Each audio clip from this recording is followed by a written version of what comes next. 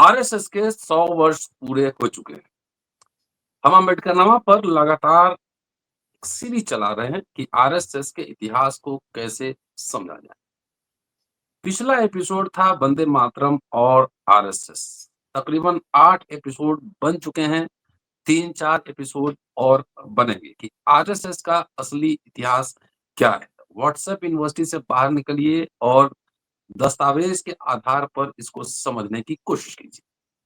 आज इस एपिसोड में हम बात करने जा रहे हैं कि आरएसएस की रणनीति कहिए या साजिश कहिए, किस-किस तरह की साजिश करता रहता है। आरएसएस अभी अपना कोई मेंबरशिप भी नहीं रखता है और ना रजिस्ट्रेशन है, इसलिए आप इनको पहचान भी नहीं पाएँगे, कौन आरएसएस के साथ है, कौन किसके साथ है, ये आप पहचान भी नहीं पाएँगे।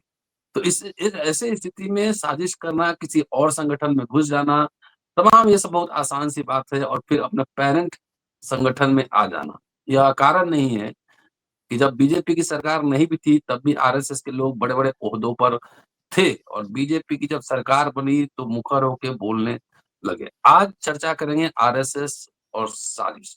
शमसूल साहब हमारे साथ हैं, सीधे चलते हैं उनके पास और ज़रा समझने की कोशिश करते हैं कि क्या-क्या लीलाएँ करता है आरएसएस। स्वागत सर, जय भीम।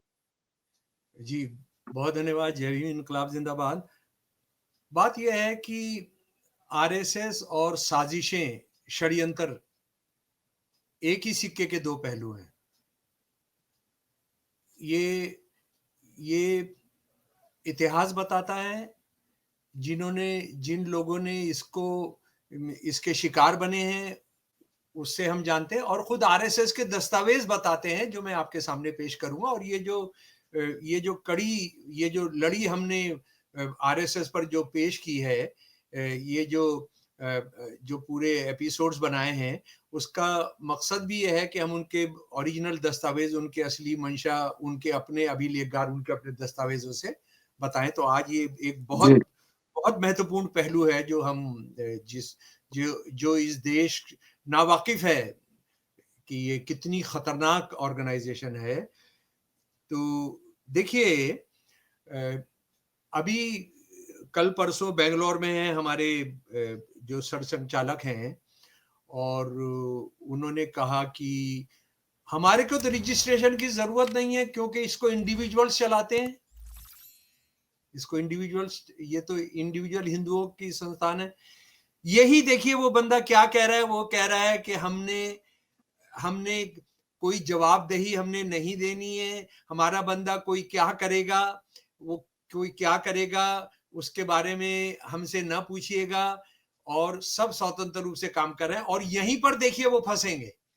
यानी जब वो ये कहते हैं हमारा कोई मेंबरशिप नहीं होती, हमारे जो रजिस्ट्रेशन नहीं होता, तो फिर जब कोई पीड़ित, जब कोई शिकार व्यक्ति या सरकार ये कहती है कि आरएसएस का बंदा है, तो आप ये कैसे कह सकते हैं कि ये हमारा बंदा नहीं है, क्योंकि आप तो कह रहे हैं कि हमारे कोई रजिस्ट्रेशन नहीं होता। और इसको फरवरी 1900 के अंदर सरदार पटेल ने नेहरू जी को खत लिखते हुए कहा कि अभी तक जो गांधी जी की हत्या में जिन लोगों से तहकीकात और पूछताछ की जा रही है, उसमें अभी आरएसएस का आदमी नहीं मिला है।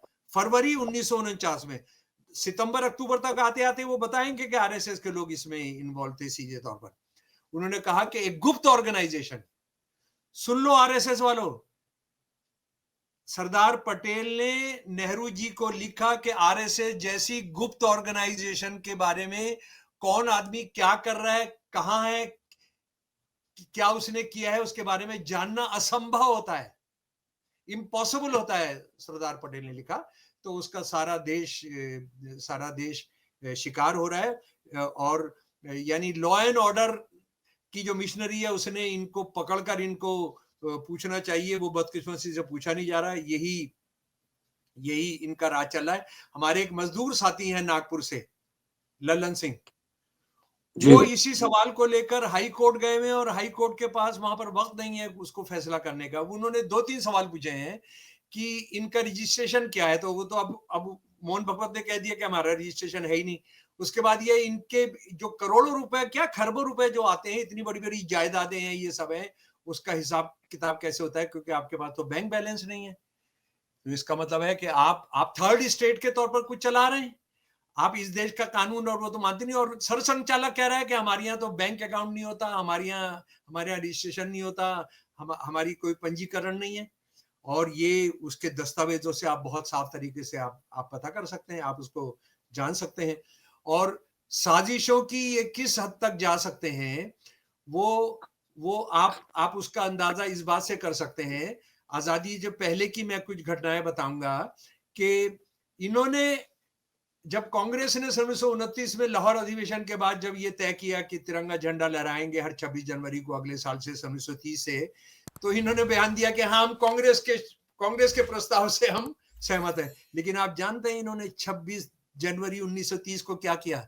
इन्होंने तिरंगे झंडे की जगह भगवा झंडा लहराया। भगवा झंडा लहराने का आदेश दिया, कमांड दी आरएसएस के सरसंघचालक हेडगवार साहब ने। और ये कैसे मैं कह रहा हूं, हेडगवार साहब के जो जीवनियां छापी हैं उन्होंने बताया, उनको नहीं पता था कि ये बाहर क्या क्लेम कर रहा है। क्योंकि हमारी यूनिवर्सिटी का, दिल्ली यूनिवर्सिटी का एक आदमी है राकेश सिन्हा, जिसने आरएसएस की शाखाओं में झूठ बोलना ही सीखा है। उसने ये लिखा कि आरएसएस ने कांग्रेस के कॉल को लागू करते हुए तिरंगा झंडा फहराया था। कितना झूठ बोल सकते हैं, कितनी साजिश कर सकते हैं।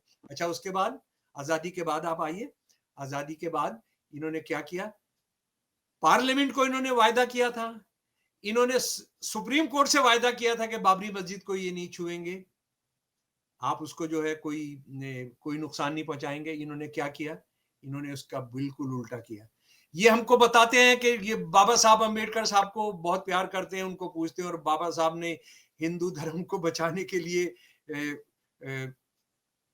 बहुत बहुत काम किया। हालांकि वो ये नहीं बताते कि उन्होंने हिंदू धर्म क्यों छोड़ा था।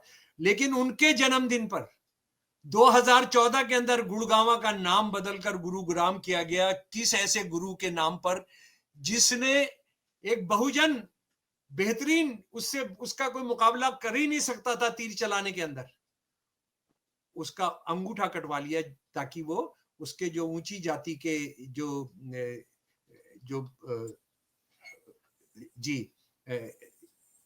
अपना क्या नाम था बता जी? एकलव्य।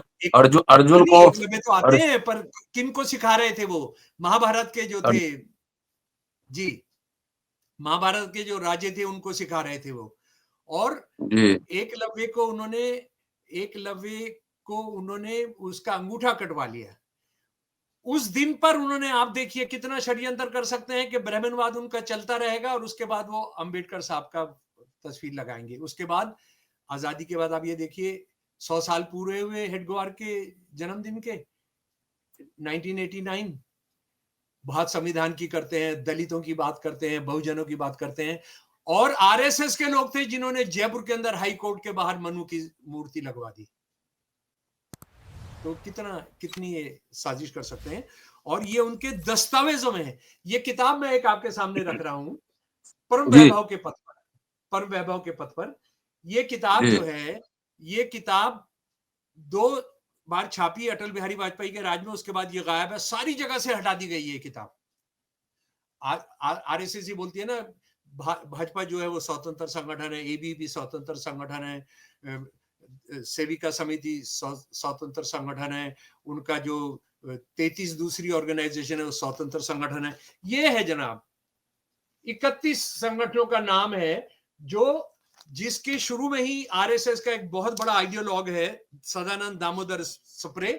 उसने लिखा, संघ और विविध कार्यों का जो विराट स्वरूप आज दिख रहा है वह जिनके अथक प्रयासों के कारण और उन आजीवन सातत्य से निष्ठापूर्वक कार्य करने वाले असंख्य स्वयंसेवकों की प्रेरणादायी स्मृति को यह पुस्तक सादर समर्पित है। आरएसएस के लोग जहां काम कर रहे हैं उसका है। और इसमें साजिशों का जो ब्यौरा है जरा उसको सुन लीजिए। ये किताब हमको बताती है, ये किताब आरएसएस का जो केंद्रीय प्रकाशन गृह है सुरुचि प्रकाशन, ये दिल्ली में है।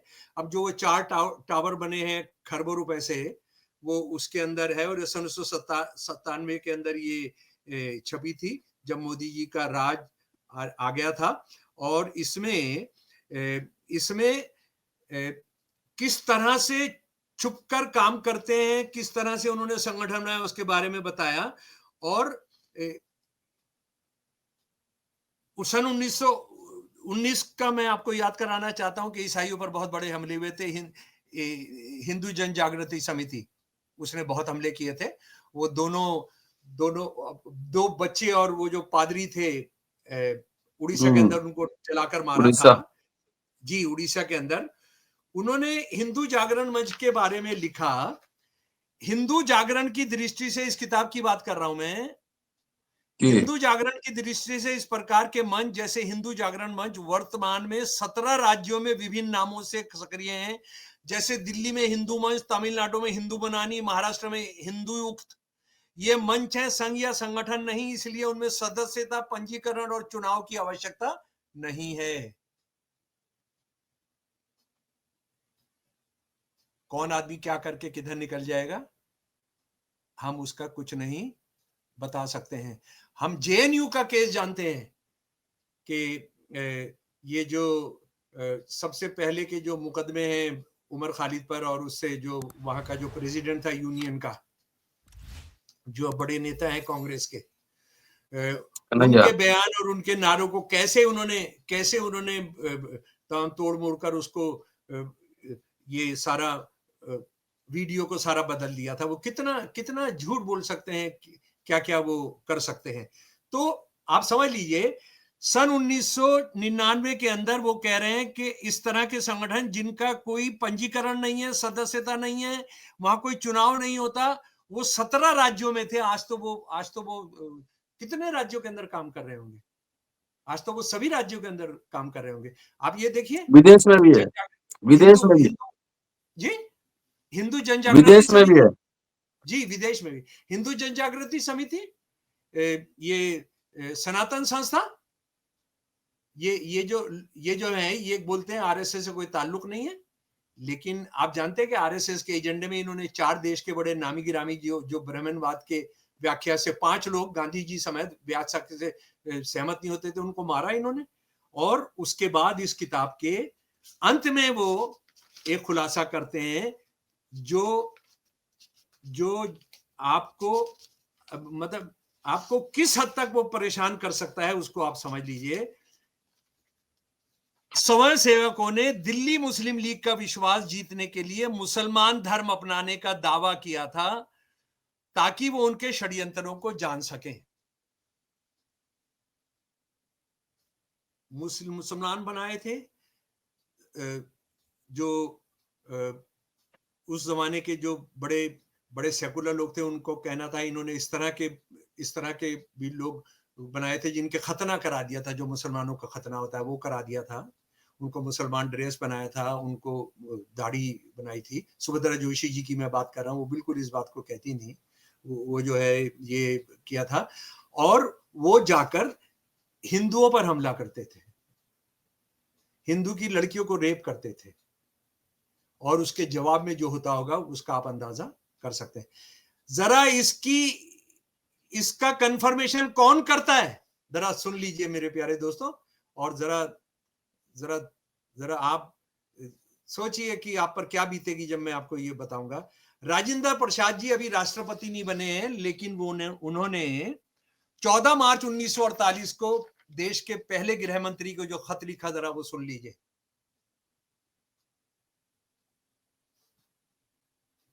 मुझे बताया गया है कि आरएसएस के लोगों की गड़बड़ी पैदा करने की योजना है। उन्होंने मुसलमानों की तरह कपड़े पहने और दिखने में कुछ लोगों को इकट्ठा किया है, जो हिंदुओं पर हमला करके और इस तरह हिंदुओं को भड़काकर हंगामा मचाएंगे। इस तरह उनमें से कुछ हिंदू भी होंगे जो मुसलमानों पर हमला करेंगे और इस तरह मुसलमानों को भड़काएंगे। हिंदू और मुसलमानों के बीच इस तरह की गड़बड़ी का नतीजा आगजनी होगा। और इससे ज्यादा सबूत चाहिए साथी? खुद कह रहे हैं कि हम इस तरह से करते हैं, हम गुप्त संगठन बनाते हैं। सरदार पटेल कह रहे हैं आरएसएस जैसे गुप्त संगठन के बारे में हम नहीं जान सकते हैं, वो उनके दस्तावेज कह रहे हैं, सरदार पटेल कह रहे हैं। तो कितना और ये सत्ता में है, ये क्या क्या षड्यंत्र कर सकते हैं। वोट चोरी का आप राहुल गांधी को पसंद करते हैं, नहीं पसंद करते हैं, आप उससे नफरत करते नहीं करते, आप अपने देश को प्यार करते हैं, इस देश में दुनिया का सबसे बड़ा प्रजातंत्र है, उसके अंदर चुनाव सही होने चाहिए, 5 साल के बाद जनता को वोट देने का अधिकार होना चाहिए। एक ब्राजील की मॉडल, महिला मॉडल को आपने 8 अलग अलग उससे हरियाणा के गांव के अंदर आपने वोट डलवाए हैं।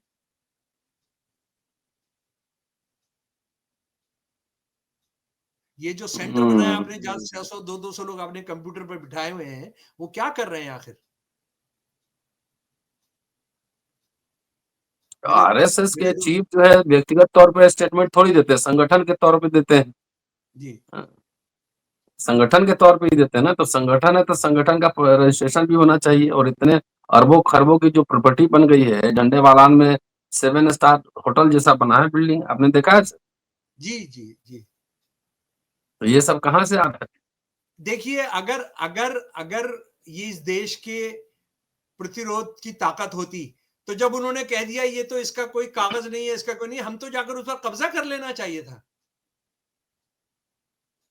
ये जो महाराष्ट्र के एनसीपी के जो शरद पवार वाली, हाँ, शरद पवार जो हैं, शरद पवार ने आरएसएस से निपटने का बहुत अच्छा तरीका बताया था, जब ये गौ हत्या को लेकर तमाम कत्ल करा रहे थे बहुजनों का। और उन्होंने कहा कि हमारे किसानों ने क्या करना चाहिए कि जो उनकी बूढ़ी गायें हैं, उनको ले जाके आरएसएस के दफ्तर में जाकर उसमें बांध देना चाहिए कि तुम आरएसएस की सेवा करो। और शहरों में जो आरएसएस के कैडर हैं, उनकी कोठियों में जाओ, उनके फ्लैट्स में जाओ, नीचे बांध कर आओ और कहा कि महाराज हमने गौ की सेवा कर ली, अब आओ गौ की सेवा करो।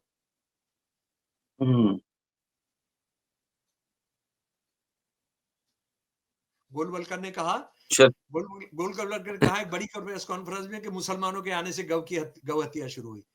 उधर उधर उधर विवेकानंद हमें कह रहे हैं कि विवेकानंद हमें कह रहे हैं कि उसके खाए बिना ब्राह्मण इतिहास में हो ही नहीं सकता था।